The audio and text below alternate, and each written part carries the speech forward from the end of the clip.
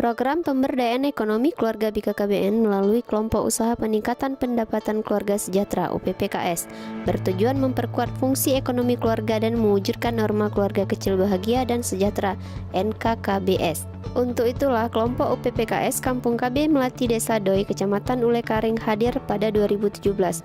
Setelah desa yang masyarakatnya bergantung hidup dari UKM kerupuk tempe ini dilaunching sebagai kampung keluarga berencana oleh Wali Kota Banda Aceh. Kelompok UPPKS Melati awalnya hadir dengan 3 jenis usaha, yaitu kerupuk tempe, menjahit, dan kue basah. Seiring masyarakat setempat merasakan manfaat kehadiran UPPKS di desanya, maka pada 2018 jenis usaha pun bertambah.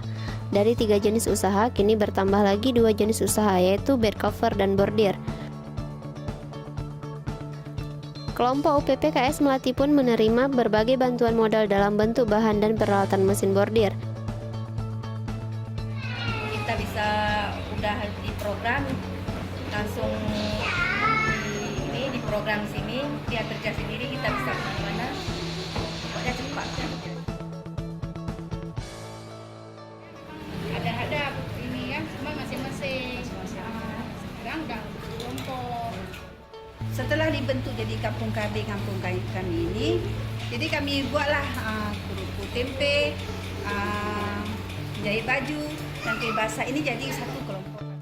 Nantinya kita juga akan upayakan bagaimana cara kelompok UPPKS ini bisa kita bentuk semacam koperasi. Sehingga dengan adanya koperasi, kita berharap bahwa kegiatan itu lebih bisa terkoordinir dan pemasarannya juga akan lebih mudah nantinya. Jadi oleh karena itu kita berharap bahwa aku ini nantinya bisa berperan bagaimana cara kita membangun, membentuk dan membina UPPKS yang ada itu, sehingga juga bisa bermitra dengan pemodal-pemodal lainnya, misalnya dengan perbankan, dengan Telkom, dengan Angkasa Pura dan sebagainya. Selain menjual hasil produk usahanya melalui online, juga melalui pameran UKM baik di tingkat Kota Banda Aceh, provinsi maupun nasional, dan kegiatan pameran UKM lainnya.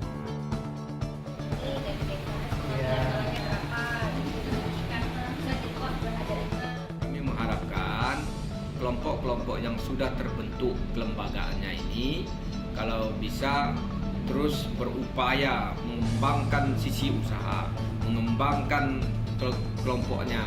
Bukan kalau selama ini mungkin jumlah kelompoknya ada yang 15-20 orang, tetapi setelah adanya Rakernas ini adalah sebagai momentum, kembangkan kelompoknya. Apakah sesuai dengan bidang usaha? Tidak.